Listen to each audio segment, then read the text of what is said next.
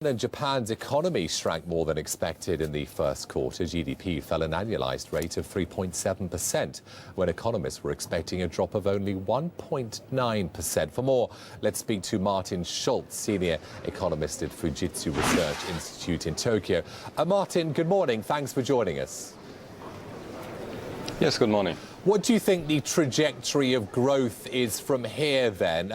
Many forecasting a V-shaped recovery, but when will we see the upside? In the current quarter, in the third quarter?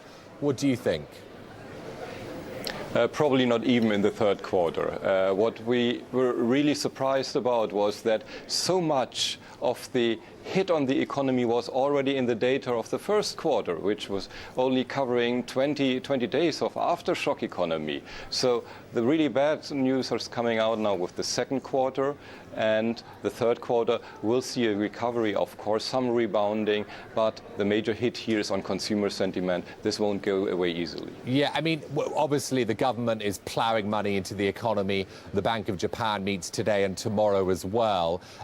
Will the government continue to plow money into the economy? I mean, will we get a second supplementary budget, and will the BOJ expand its 10 trillion yen fund to buy assets? Are both these things necessary? The Bank of Japan was extremely active very early in the crisis. This really helped to stabilize financial markets. Interest rates have been very stable, so this was good work. The Bank of Japan is not in the business, and it hasn't been for so many years, of really getting the economy growing, and it won't do this time. The government will, of course, focus on new supplementary budget, but we have a disconnect here. The government can only do something for reconstruction in the north. This is only a small part of the economy.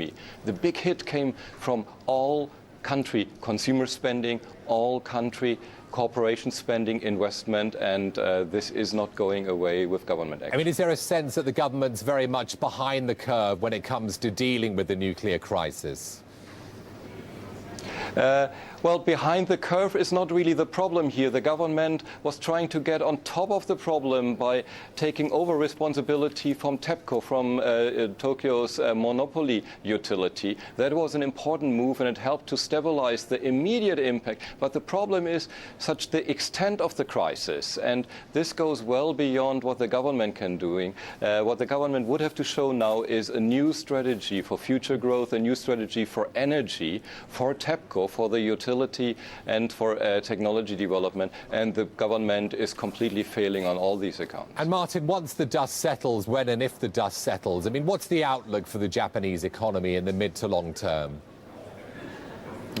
We will certainly see a rebound starting from the third quarter. In the fourth quarter, it will be quite strong, of course. Japanese corporations are extremely good at rebounding and building up capacity well. Also, export markets in Asia will remain comparatively strong, but major growth, say 1.5% or something, will only set in next year when consumer sentiment is improving as well. Also, the yen will remain rather strong throughout the year, most likely. So much better conditions only from next year. Martin, thanks. Martin Schulz there from Fujitsu Research Institute.